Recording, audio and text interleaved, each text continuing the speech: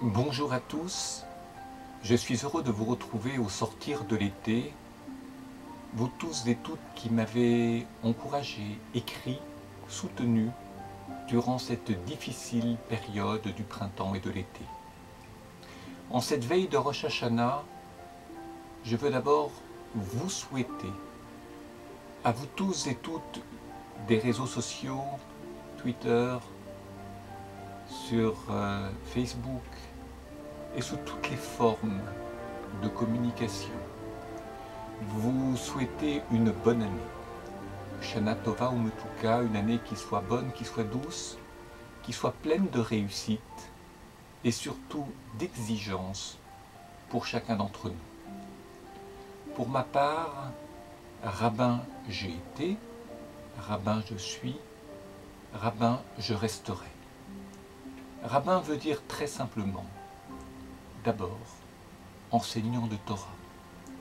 Une Torah qui soit audible par et pour tous. Une Torah qui permette à la fois d'assumer la rigueur de la loi et la compréhension de la vie, de manière à ce que cette Torah soit à l'échelle d'hommes. J'ajouterais que le rabbin est aussi un acteur social, quelqu'un qui se soucie des autres, qui est présent là où on a besoin de lui pour trouver les meilleures réponses et les solutions adaptées aux problèmes de chacun d'entre nous, que ce soit dans la communauté, dans la famille ou à l'échelle individuelle. Et permettez-moi un court enseignement de Torah en cette veille de Rosh Hashanah. Rosh Hashanah commémore non pas la création du monde, mais la création du premier homme. Et de là, nous apprenons qu'en faisant Teshuvah, en nous repentant, nous sommes comme des êtres neufs. C'est-à-dire des sujets premiers de l'histoire, quelqu'un qui viendrait d'être créé, qui n'a pas de passé, et donc qui n'a pas de faute derrière lui. Mais cela n'est possible que si l'on se repentit, autrement dit si l'on a conscience des erreurs, des fautes que l'on a commises, et que le repentir est sincère.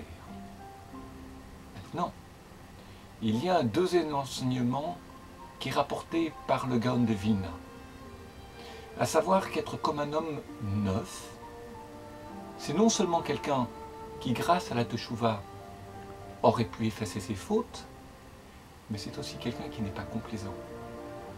C'est-à-dire quelqu'un qui ne s'appuie pas sur ses mérites passés pour justifier son inertie, sa paresse, son non-engagement d'aujourd'hui et de demain.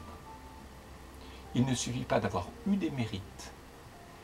Je dirais qu'il faut chaque année mériter de vivre, c'est-à-dire que notre vie soit pleine de mérites et qu'à partir de là, nous puissions dire demain, cette année ne s'est pas reposée sur nos acquis passés, nous l'avons mérité et nous sommes bénis dans le livre de la vie.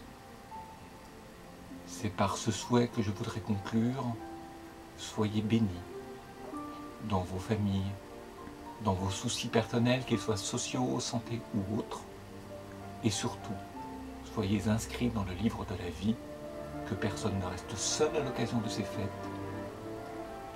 Accueillons, ouvrons notre maison, partageons, sachons faire de Rosh Hashanah et les fêtes qui suivront une fête de vie. Shana Tova.